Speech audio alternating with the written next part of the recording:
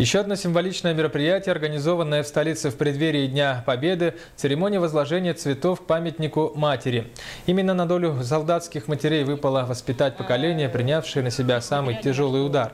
До войны в Якутии в основном преобладали многодетные семьи. Например, по 5 сыновей, братьев отправили на фронт более 20 семей. Это семьи Малгиных, Прокопьевых, Каратаевых, Петровых, Никаноровых и многих других. В церемонии возложения приняла участие руководитель регионального отделения Всероссийского общественного движения «Матери России» Прасковья Борисова.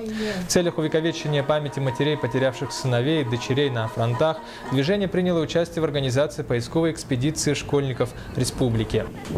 В результате поисковой экспедиции выявлены 22 матери, имена 22 матерей, которые направили на фронта войны 5 и более своих сыновей.